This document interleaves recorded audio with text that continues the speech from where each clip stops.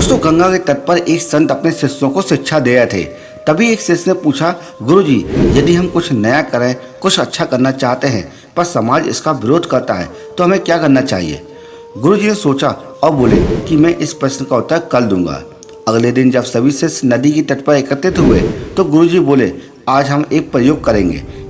इन 3 मछली पकड़ने वाली डंडियों को देखो, ये एक ही लकड़ी से बनी है और बिल्कुल एक समान है। उसके बाद गुरुजी ने उस शिष्य को आगे बुलाया जिसने कल प्रश्न किया था।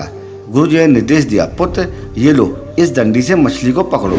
शिष्य ने डंडी में बंधे हुए कांटे में आटा लगाया और पानी में डाल दिया। फौरन एक बड़ी मछली कांटे में फंसी। गुरुजी बोले, जल्दी पूरी ताकत से उसे बाहर की ओर खींचो। शिष्य ने ऐसा ही किया।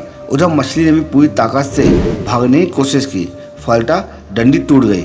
गुरुजी बोले, कोई बात नहीं, ये दूसरी डंडी लो और पुनः प्रयास करो। मित्रों, शिष्य ने फिर से मछली पकड़ने के लिए कांटा पानी में डाला।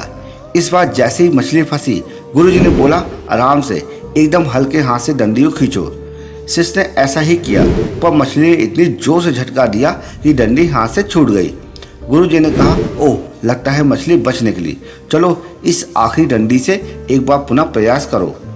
इस बार जैसे ही मछली फंसी तो गुरुजी बोले, सावधान, इस बार न अधिक जोर लगाओ न कम, बस उतनी शक्ति से ही तुम डंडी को खींचो जितनी शक्ति से मछली अंदर की ओर खींचे।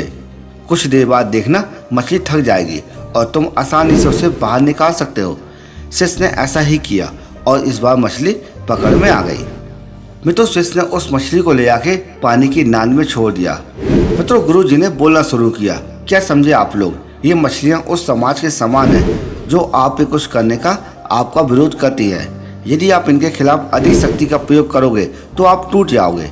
यदि आप कम शक्ति का प्रयोग करोगे तो वो आपको आपकी योजनाओं में ही नष्ट कर देंगे। लेकिन यदि आप उतने ही बल का प्रयोग करोगे जितने बल से वे आपका विरोध करते हैं, तो धीरे धीरे वो थक जाएंगे और हार मान लेंगे और आप जीत जाओगे।